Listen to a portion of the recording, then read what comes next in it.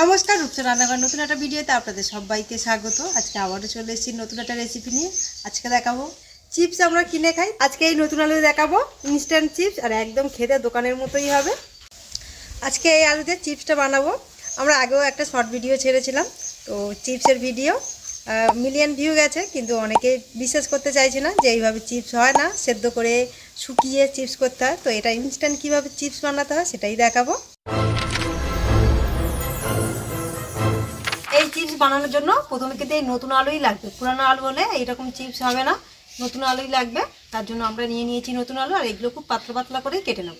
আর পুরানো আলু চিপস বানালে সেদ্ধ করে ওটাকে শুকিয়ে তারপরে চিপস বানালে ওটা ভালো হয়। আর এই নতুন আলু কোনো শুকানোর দরকার নেই, আর কোনো কিছু করার দরকার নেই, ডাইরেক্ট কেটে নিয়ে কড়াইতে দিলেই চিপস হয়ে যায়।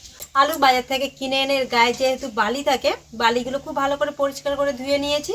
এইবারে এটাকে পাতলা পাতলা করে কেটে নেব। আমরা এখানে বটি দিয়ে কাটছি, আপনারা চাইলে গ্রেটার বা চাকু দিয়েও কেটে নিতে পারেন, তবে পাতলা পাতলা করতে হবে।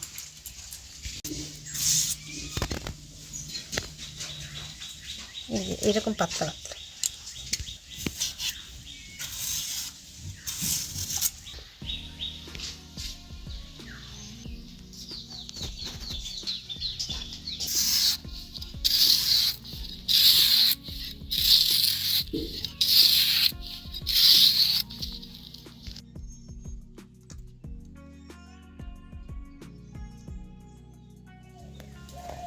যেরকম আলুর সেই রকম সাইজ।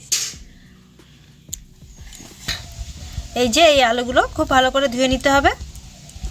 দু একটা সাইড হয়ে গেছে, বেশি কয়েকটা গোটা গোটা, খুব সুন্দর পাতলা পাতলা একই রকম সাইজ হয়েছে। হাত দেখা যাচ্ছে না এপার থেকে পরে।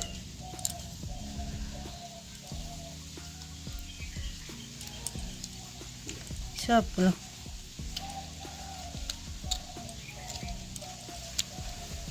এইগুলোকে দুবার করে খুব ভালো করে জল দিয়ে ধুয়ে নেব।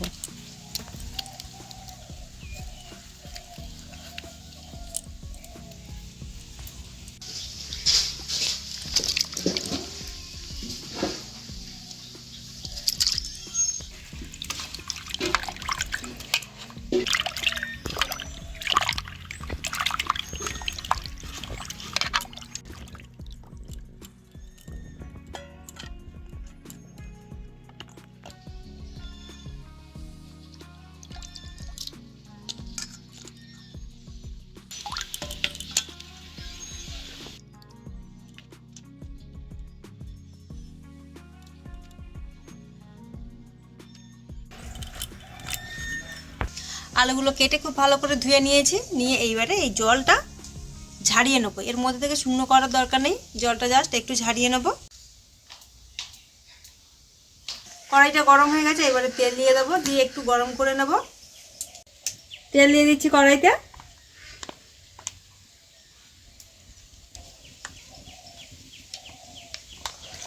তেল কড়াইতে অনেকটা দিয়ে দিয়েছি, আর তেলটা খুব ভালো মতো গরমও করে নিয়েছি। এবারে দিয়ে দেবো এই যে আলু। আর এটা খুব বেশি শুকনো করার দরকার নেই, শুধু জলটা 2 মিনিট রেখে দিয়ে ঝারিয়ে নিয়েছি।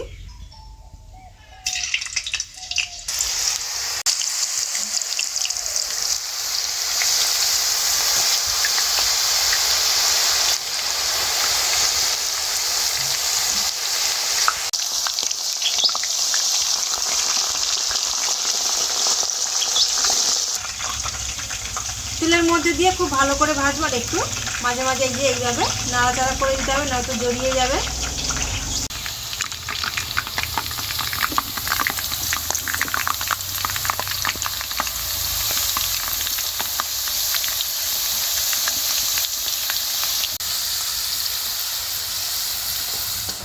যখন চিপসের মধ্যে হালকা একটু রং আসবে তখন নামিয়ে নিতে হবে।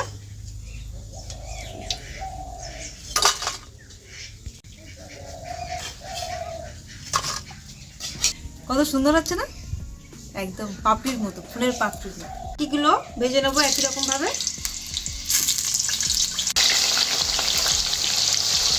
এই যে এখানে এর থেকে বেশি লাল করলে খেতে ভালো লাগবে না, তখন একটু পোড়া পোড়া তেতো মতো লাগবে। এইটা একদম ঠিকঠাক, এইরকম করলে খেতেও ভালো লাগবে।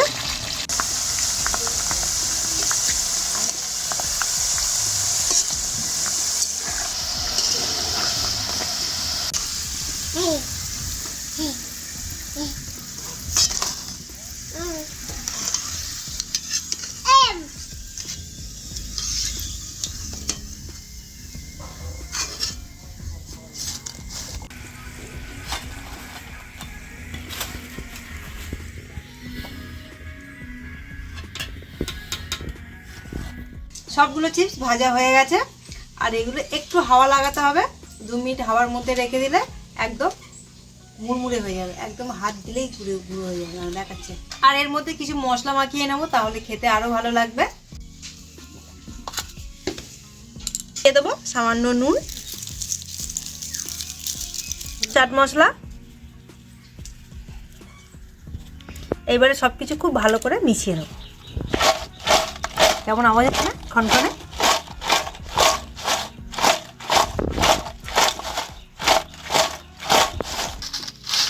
সবগুলো খুব ভালো করে মিশিয়ে নিয়েছি। আর এইবারে দেখাচ্ছি কতটা মুড়মুড়ে হয়েছে। এই যে একটা নিলাম, কতটা মুড়মুড়ে হয়ে গেছে।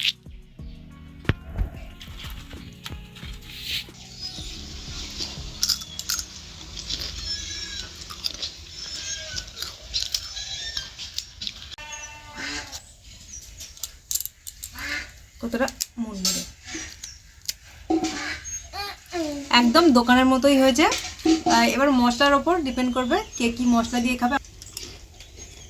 আপনারা আপনাদের মতো পছন্দ মতো মশলা দিয়ে খাবেন। আর চিপস কিনে খাওয়ার দরকার নেই, এইভাবে খেলেই 5 টাকার চিপস 2-4টে থাকে, তবে 5 টাকার আলু দিয়ে বানিয়ে খেলে অনেকগুলোই খাওয়া যাবে। এইভাবে চিপস বানালে ইনস্ট্যান্ট চিপস বানানো হয়ে যাবে। আর আপনারা বাড়িতে এইভাবে বানিয়ে খেয়ে দেখবেন, কেমন লাগলো অবশ্যই কমেন্ট করে জানাবেন।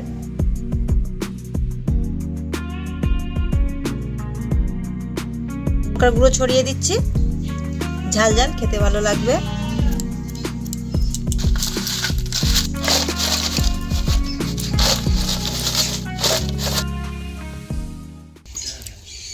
মজা লেগেছে তো ভালো।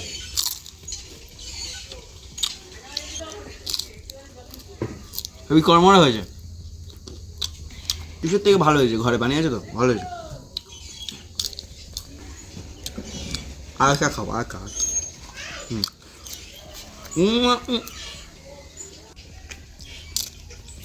দেখলে হবে, আপনারা বানান, বানিয়ে খান, তারপর তো বুঝবেন কেমন মজা।